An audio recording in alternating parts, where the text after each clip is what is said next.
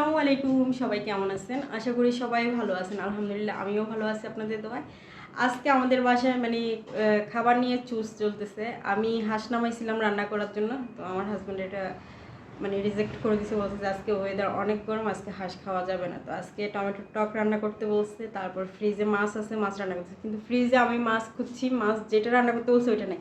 সে আবার কি করছে, আলাদা করে প্যাকেট করে কোন কোনায় রেখে দিছে, ওইটাও আমাকে জানাই দিছে। তো ছেলেকে বলছে ওইটা নামাইছিল নীরব না, ও এখনো নামাই নাই। তবে এইখানে দেখাই,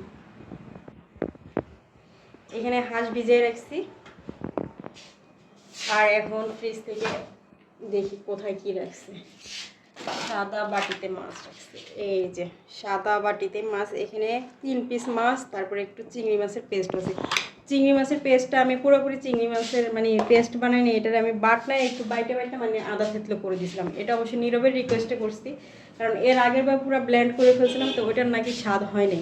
তো এবার যখন এটা এরকম করছিলাম তখন আমাকে বলছে যে এটা আদা ভাঙা দিতে। তো এটা আমি আজকে শাক দিয়ে ভাজি করব।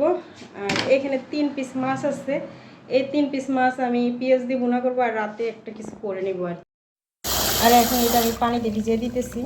ভিজুক। ও, এটা ভিজানো যাবে না, এটা উঠায় রাখতে হবে। তো এই চিংড়ি মাছের পেস্ট এটা আমি আলাদা করে এখানে এই বাটিতে তুলে রাখলাম। আর এটা এখানে থাকুক। 3 পিস মাছ ভুনা করবো শুধু পেঁয়াজ দিয়ে, আর টমেটোর টক রান্না করবো। তো টমেটো নামাইতেছি, সাথেই থাকুন। আর এখন টমেটোর টক বাগার দেওয়ার জন্য তেলে রসুন ফ্রাই করে নিতেছি। তেলটা একটু গরম কম হয়েছে, কিন্তু আমি রসুনটা দিয়ে তারপরে আমি এই চটা এটা খুঁজতে খুঁজতে টাইম লাগাই ফেলছি। তো এক পাশটা একটু বেশি ফ্রাই হয়ে গেছে, আরেক পাশটা কাঁচা রয়ে গেছে। সমস্যা নেই, দোনো পাশই সমানভাবে ফ্রাই হলে তারপরে এই বাগারটা দিব। তো টক বাগার দিয়ে নামাই ফেলছি। আর একই ফ্রাই প্যানে আমি শাক দিয়ে দিতেছি, কারণ বেশি ডেক্সি পাতিল মাখামাখি করলে বেশি থালাবাড়ি ধুইতে হয়, আমার নিজেরই কষ্ট হয়ে যায়। তো ওই জন্য একটু সবসময় চেষ্টা করি যে কম কম জিনিস ইউজ করার জন্য, থালাবাটি কম ইউজ করার জন্য আর কি। যত কম ইউজ করবো তত একটু কম হবে, আর কাজটা থালাবাটি কম ইউজ করার জন্য আর কি। যত বেশি এটো হবে তত বেশি আমারই ধুইতে হবে, তো সেই কারণে একটু সেভ করে চলো আর কি।